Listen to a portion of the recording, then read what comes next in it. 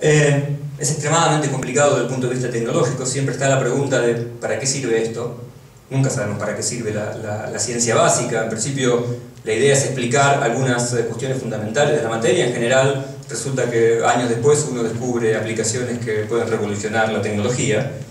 Pero si uno quisiese responder ¿para qué sirve hoy? Bueno, sirve porque es tan complejo hacerlo que el desarrollo tecnológico que hay que hacer para llevar a cabo este experimento ya de por sí trae aparejados consecuencias que uno va a poder ver en la vida cotidiana probablemente pronto. En particular, el problema más grande no es acelerar las partículas. Acelerarlas es hacerlas pasar por pilas, o diferencias de potencial extremadamente grandes, eso se sabe cómo hacer bien. El problema más grande es hacerlo que vaya en una circunferencia, ¿sí? 27 kilómetros, si bien el radio de curvatura es extremadamente grande, es una circunferencia. Y para eso hacen falta imanes extremadamente poderosos, superpoderosos. Tan superpoderosos que tienen que ser, la corriente que circula por ellos para generar el campo magnético es tan grande que tienen que ser superconductores.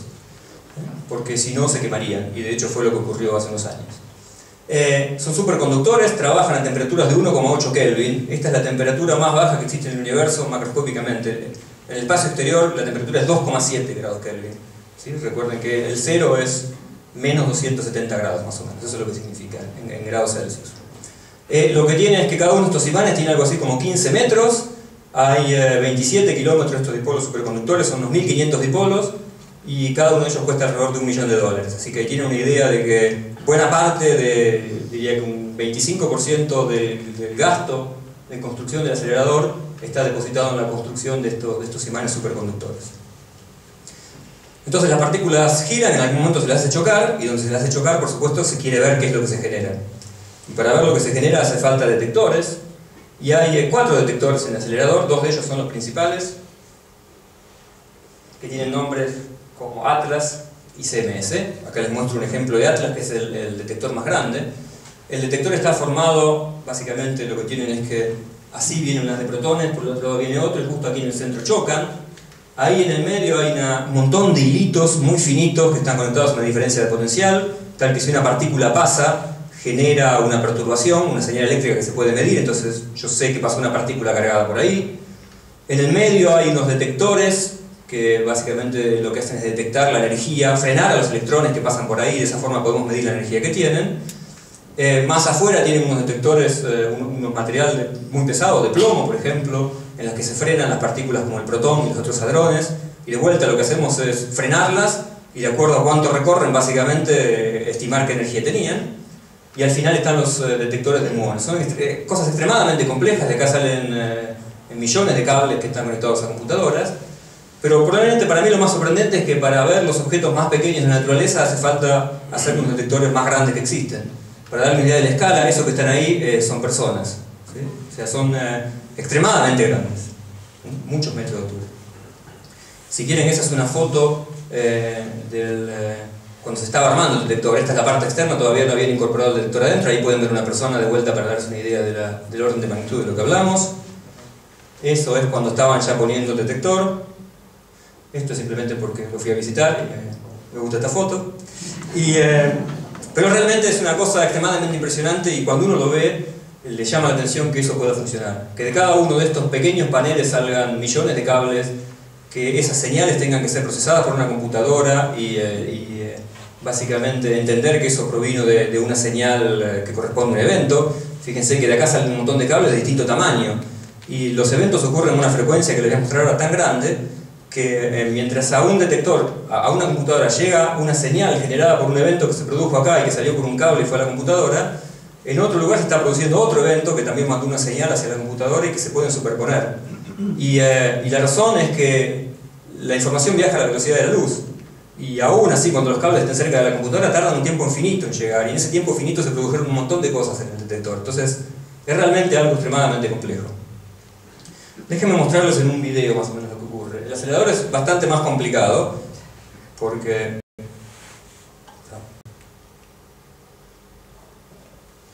lo que tienes en realidad es que hay unos preaceleradores en los que las partículas son aceleradas a energías cada vez más grandes. Eso se inyecta en otro preacelerador, ahí tienen ahí 2 protones que van yendo, va a otro acelerador que lo lleva a energías de unos 450 Hz, y después de dar muchas vueltas, cuando tienen la energía suficiente, se los inyecta en este acelerador fundamental, más grande, y a partir de ahí, en algunos lugares en particular, se los hace chocar. ¿Sí? Eso va a través, esto que tienen acá son los dipolos, a través por los que va pasando las partículas, los protones. Ahí cruzan la frontera entre Francia y Suiza un par de veces, y en algún momento esta partícula que viene así se chocará contra otra, y ese choque va a ocurrir exactamente donde se encuentra uno de estos detectores gigantes. Por ejemplo, ahí tenemos el detector, la vista, viene un protón y viene otro por aquí, justo en el centro van a chocar. Algunas de esas cosas que se van a producir son fragmentos del protón, esas linitas que ven por ahí, básicamente significa que son partículas que salieron con muy poca energía, pero por ejemplo acá tienen un par de partículas, en general son un quark, por ejemplo, y un gluón, que se generaron y se llevaron la mayor parte de la energía y se fueron formando luego en protones y en otras partículas que se observan en el acelerador. Esto es un evento, es una simulación, pero esto es básicamente lo que se ve en el detector, y lo que hay que hacer es ser capaz de determinar qué interés físico tiene este fenómeno. Parece muy sencillo, así es bastante más complicado, porque si yo hago circular un protón en una dirección y otro protón en otro, voy a tener que esperar algo así como la edad del universo para que se choquen, porque son partículas tan chiquitas que la probabilidad de que ese choque ocurra es muy pequeña. Entonces lo que hay que hacer es mucho más complicado, lo que hay que hacer es acelerar no un protón de cada lado, sino algo así como 1 billón de protones de cada lado, en un racimo que está en una distancia muy pequeña, hacer que ese racimo choque contra otro racimo, y cuando chocan, aun cuando se esté mandando algo así como casi 1 billón, se van a producir algo así como 20 colisiones, y no voy a poner un solo racimo, sino que voy a poner algo así como 3000 de estos racimos que vienen espaciados por tiempo del orden de los nanosegundos, tales que más o menos por cada segundo hay algo así como 800 millones de colisiones, ¿sí? Y ese es el número con el que nuestros colegas experimentales tienen que lidiar para tratar de ahí de entender algo físico relevante. Por supuesto es imposible de guardar 800 millones de colisiones por segundo en un disco y luego examinarlo. Lo que hay que hacer es rápidamente determinar cuáles de estas colisiones pueden tener algún interés físico. Eso se hace con algoritmos más o menos complicados, algunos de ellos desarrollados en Argentina, que lo que hacen es que de estas 800 millones de colisiones por segundo, solo 50 de ellas más o menos tengan un cierto interés. Y esas son las que se guardan, el resto se tiran porque no hay forma física de guardarlas, y esas son las que se van a analizar. Y el análisis tiene como resultado otra cuestión que podría responder la pregunta de ¿para qué sirve esto? El análisis es tan complicado y la cantidad de datos con los que hay que lidiar es tan grande que ninguna institución sería capaz de hacerlo por sí sola, ¿sí? Hacen falta algo así como 100.000 computadoras conectadas juntas para poder analizar estos datos en tiempos además muy cortos. Y esas 100.000 computadoras están algo así distribuidas como en 34 países, y lo que se creó a partir de este experimento es algo que se llama el GRID, que es una versión como superadora de la web. Ustedes saben que la web se creó en este mismo laboratorio, en el CERN. La razón por la cual se lo creó es que en estos experimentos trabajan gente de muchos países, y era imposible que todos estuviesen en el lugar para discutir, entonces necesitaba una manera de intercambiar esa información. Y así fue como un inglés fue que creó lo que conocemos como WWW, el formato, el lenguaje en el que se transmite esa información para que la comunicación sea posible.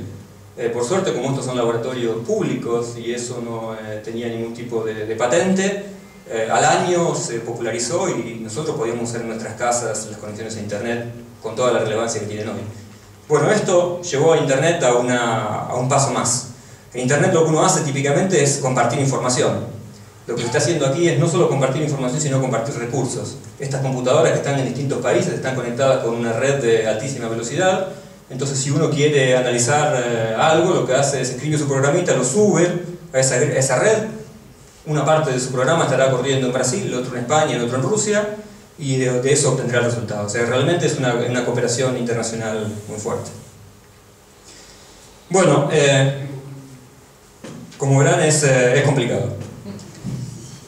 Y es mucho más complicado si uno quiere buscar el bosón de Higgs.